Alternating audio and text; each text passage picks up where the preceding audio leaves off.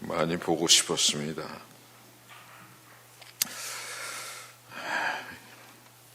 제가 교회를 개척할 때 하나님께서 제게 주신 말씀이 있었고요. 마칠 때도 이 말씀으로 마쳤습니다. 내가 여호와를 기다렸더니 귀를 기울이사 나의 부르짖음을 들으셨도다. 나를 기가 막힌 웅덩이와 수렁에서 끌어올리시고 내 발을 반석에 두사 내 걸음을 견고하게 하셨도다. 새 노래 곧 우리 하나님께 올릴 찬송을 내 입에 두셨으니 많은 사람이 보고 두려워하여 여호와를 의지하리로다. 여호와를 의지하고 교만한 자와 거짓에 치우치는 자를 돌아보지 아니하는 자는 복이 있도다. 여호와 나의 하나님이여, 주께서 행하신 기적이 많고 우리를 향하신 주의 생각도 많아 누구도 주와 견질 수가 없나이다. 내가 널리 알려 말하고자 하나 너무 많아 그 수를 셀 수도 없나이다. 기도하겠습니다. 이 시간 말하는 입술을 주께서 주장해 주시고 듣는 귀들 또한 그리하여 주옵소서. 예수님의 이름으로 기도합니다. 아멘. 천지 창조 후에 성경에 기록된 인간의 첫 마디가 뭐냐면요, 이겁니다. 이는 내 뼈 중에 뼈요 살 중에 살이로다. 아담이 자기에게 오는 아름다운 아내 하와를 보고 한 말입니다. 반면에 신약에서의 첫 마디는 예수 탄생과 함께 시작합니다. 유대인의 왕으로 오신 이가 어디 계시뇨? 최초의 인간인 아담은 하나님이 어디 계신가 묻지 않았습니다. 왜 그랬겠습니까? 낙원 곧 에덴에 함께 있었기 때문입니다. 언제 둘러보아도 언제 그곳에 계셨습니다. 그런데 이 아담이 범죄해서 하나님으로부터 그 낙원에서 쫓겨나고 그 문이 잠긴 다음 엉겅퀴와 가시가 있는 이 세상에 와서는 하나님이 어디 계신지 자꾸 물어야 했고 그렇게 탐색을 시작했습니다. 그것이 바로 모든 철학과 과학과 종교의 출발점이 되었습니다. 그런데 성경에 있어서 믿음의 조상들은 어떻게 하나님을 찾고 또 탐색을 했을까? 성경에서는요, 제단을 쌓음으로 또 여호와의 이름을 부름으로 그렇게 하나님을 찾았습니다. 아벨의 제단에서부터 홍수 노아 그 이후에 처음 쌓으신 그 제단, 모리아산에서 아들 이삭을 드린 아브라함의 제단 등등이 바로 그런 것들입니다. 반면에 때로는 하나님이 나타나신 그곳이 바로 제단이 되기도 했습니다. 베델에서의 야곱의 제단이 그 대표적인 예인데요. 형 에서와의 그 장자권의 분쟁으로 에서의 미움을 사서 죽이려고 그러니까 도망가다가 루스라는 골짜기에 이르러 돌짝밭에서 밤 하늘을 보면서 별을 보면서 잠이 들었고 그가 꿈에 하나님을 배웠습니다. 그리고 깨어나 일어나서는 여기가 하나님이 계신 집이건을 내가 알지 못하였다 하면서 자던 돌을 이렇게 세워가지고 그 위에다가 기름을 붓고 여기가 하나님의 집이다, 이런 뜻으로 베델이라고 명명을 했습니다. 그 후로도 그는 바단 아람의 외삼촌 집에 있을 때나 죽음을 대면할 수밖에 없었던 에서와의 재회가 있는 야복 강가에서나 살육의 피바람이 불어서 도망쳐 했던 세겜에서나 삶의 얼음과 또 두려움의 시간이 오게 되면은 언제나 하나님 또 여호와를 부르고 찾고 기다리는 삶을 살았습니다. 말하자면 하나님을 찾아 나아가며 가까이 가려는 삶, 그것이 바로 야곱의 삶의 특징이었고, 이러한 야곱의 삶에 대해서 노래한 찬송시가 있습니다. Nearer my God to thee, nearer to thee. 내 주를 찾아 가까이 가려는 것이 Even though it be a cross that raises me, 십자가를 지는 일이 될 수도 있지만 Still all my song shall be, 그래도 내가 부를 노래는 Nearer my God to thee, nearer to thee, 내가 내 주를 찾아 좀 더 가까이 가려는 하는 그것뿐입니다. 광야를 헤매는 방랑자가 되어 해가 지고 어둠이 나를 덮으면 돌을 베개 삼아 눕지만 나는 꿈에서조차 내 주를 찾아 가까이 가려 합니다. Nearer my God to thee, nearer to thee. Nearer my God to thee, nearer to thee. And though it be a cross that raises me. 찬송가 338장 다 같이 부르겠습니다.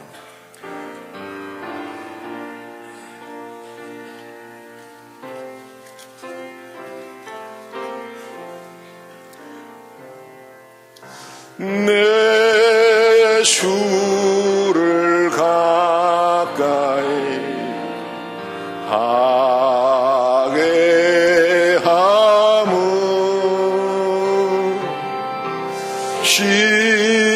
십자가 짐 같은 고생이나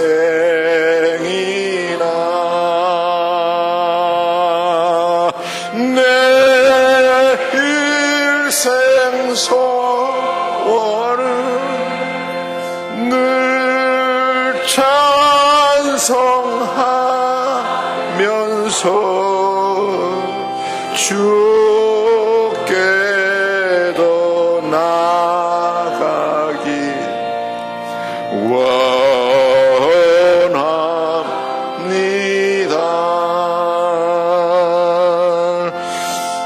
내 고생하는 것 옛 야곱이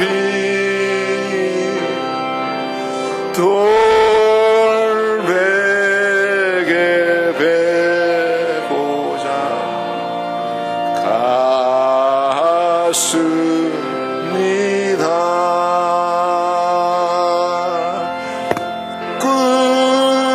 꿈에도 소원이 늘 하면서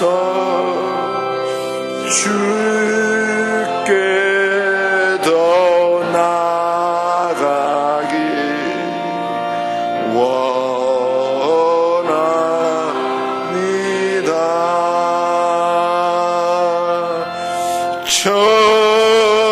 천성에 가는 길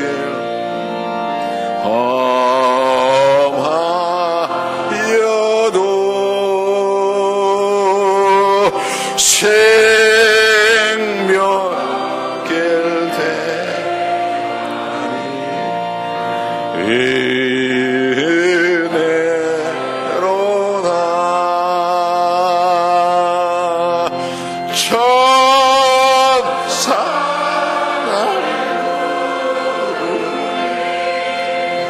늘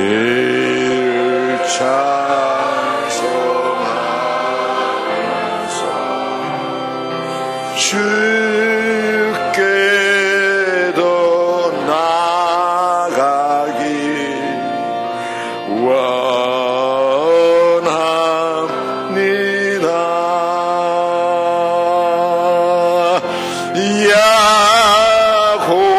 야곱이 참깨여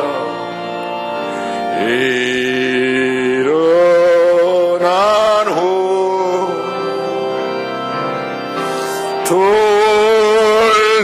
돌단을 쌓은 것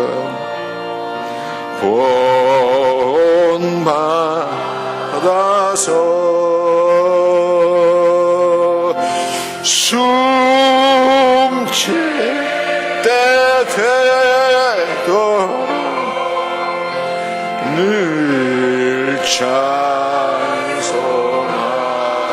찬송하면서 주께 더 나아가기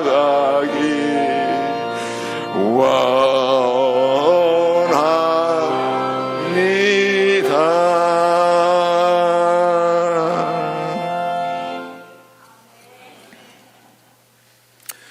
이 야곱처럼 오늘 우리는 그렇게 주님을 찾아 나선 사람들을 보게 됩니다. 바로 동방박사들입니다.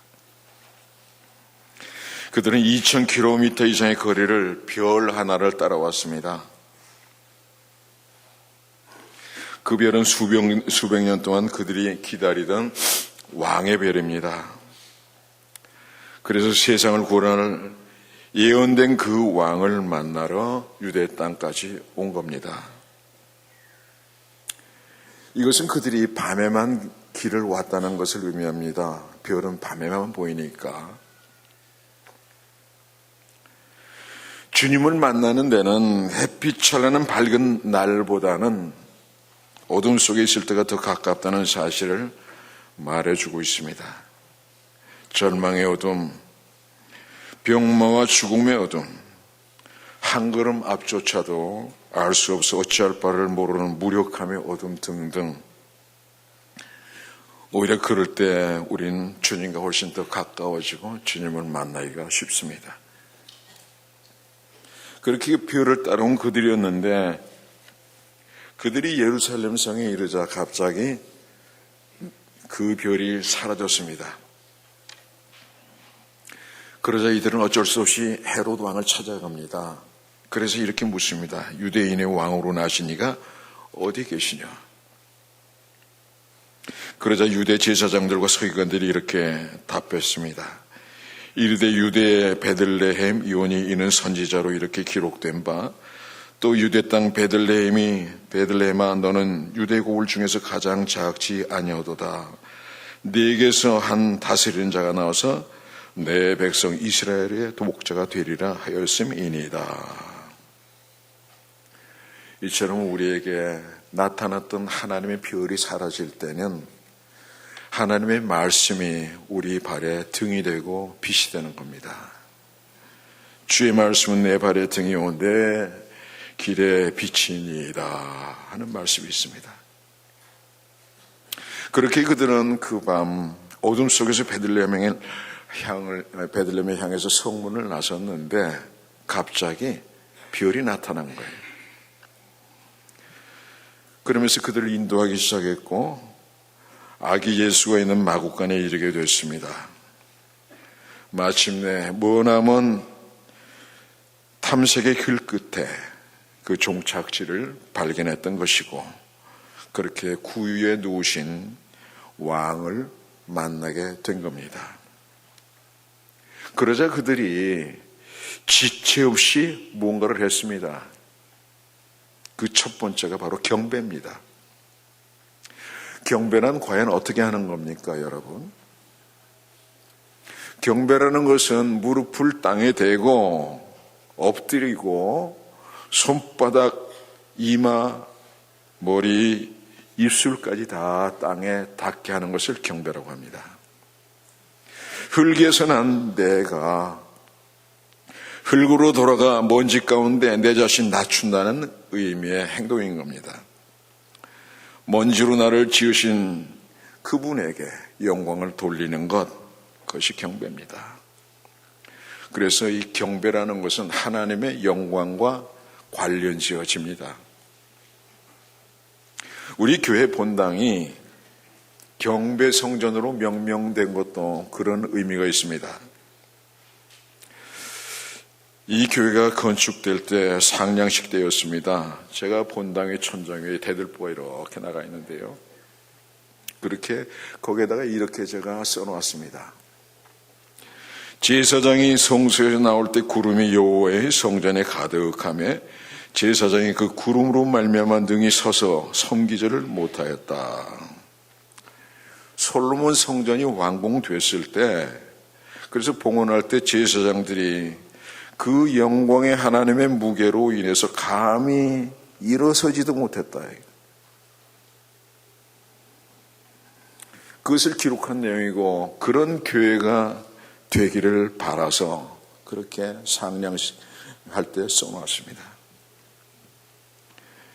그런데 그 경배가 소홀히 되고 하나님을 만홀히 대하게 되면 어떻게 될 것 같습니까? 만홀히 대한다는 것은 가볍게 여기는 걸 말합니다. 자식이 어쩌다가 부모를 생각나면 한번 찾아보고, 무슨 섬겨야 될 부모의 생일 같은 때도 잊어버리고, 그렇게 대하는 것, 그것이 만홀하다 하는 그런 의미가 됩니다. 이런 것에 대해서 사무엘상 2장 30절에 하나님께서 이렇게 말씀하셨습니다. 나를 존중히 여기는 자를 내가 존중히 여기고 나를 멸시하는 자를 내가 경멸하리라. 이 말씀은 사무엘이 아직 어렸을 당시에 이스라엘 제사장직을 맡고 있던 엘리 제사장 가문을 향한 하나님의 경고였습니다. 엘리 제사장의 두 아들 홈리와 비느하스가 성전을 어지럽히고 있었던 겁니다. 성전 여인들과 동침하고 제 마음대로 성전 재물을 유용했습니다. 아무에게나 그저 기분 나는 대로 흩뿌리듯이 나눠주고 위세를 떨고 생색도 내고 나 이런 사람이야 그런 행동을 서슴지 않고 놀러도 다니고, 그들도 제사장인데 그랬습니다. 그럼에도 불구하고 엘리 제사장은 그 아들들을 제재하지 않으면서 뻔뻔한 제사를 계속했습니다. 그래서 하나님께서 블레셋 군대를 보내셨고, 이에 비느하스와 홈리가 여호와의 법궤를 지고 나가서 이겨보려고 했지만 법궤도 뺏기고 자신 그 두 아들도 죽었습니다. 이 소식을 들은 엘리가 의자에 앉았다가 굴러 떨어져서 목이 부러져 죽었습니다. 마침 그때 그 엘리 제사장의 며느리가 아들을 낳다가 아들을 낳고 숨이 넘어가면서 이렇게 말했습니다. 이가봇이라. 자기 아들 이름을 이가봇으로 지었는데 이것은 하나님의 영광이 이스라엘을 떠났다라는 뜻이었습니다. 경배를 소홀히 하면 언젠가는 이렇게 되는 겁니다. 교회의 경배는 강단으로부터 시작되는 것이기에 강단은 더욱더 각별히 조심하고 집중하고 신중해야 하는 거예요. 그렇게 동방박사들은 왕이신 아기 예수께 경배를 드렸습니다. 성도 여러분들의 경배 또한 언제나 그래야 하는 겁니다. 그리고 일어나서 이어서 드린 것이 바로 예물인데 황금과 유향과 모략이었습니다. 그 옛날 스바의 왕이 솔로몬 왕을 찾아왔을 때 드렸던 예물과 같은 것이기 때문에 이것은 왕의 예물이라 이렇게 우리가 봅니다.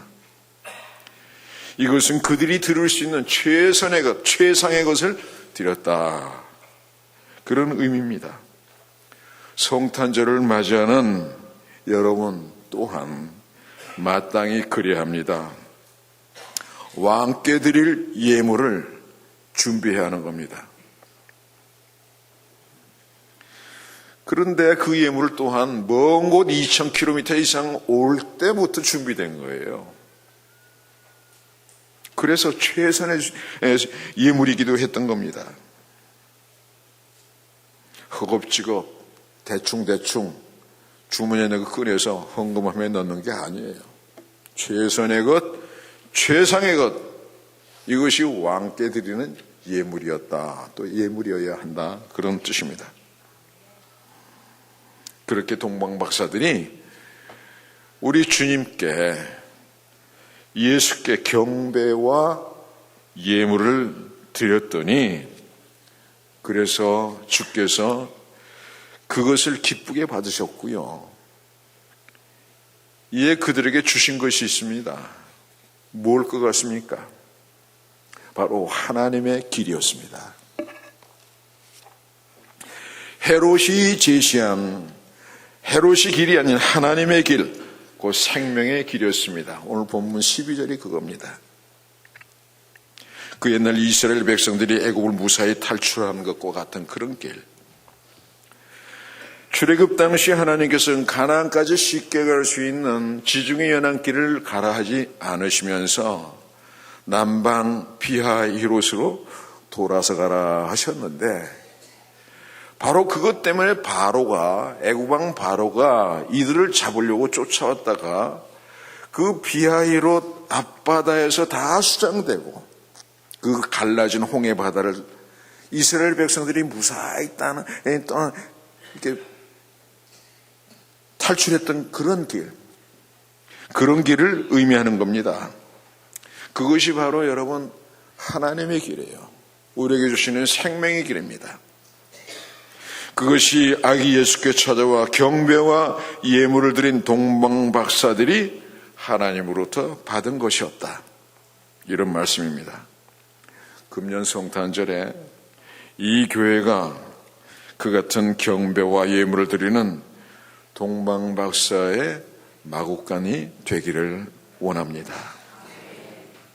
그래서 주님으로부터 여러분 모두가 생명의 길인 하나님의 길을 선물로 받는 그러한 은총의 절기가 되기를 주님의 이름으로 축원합니다.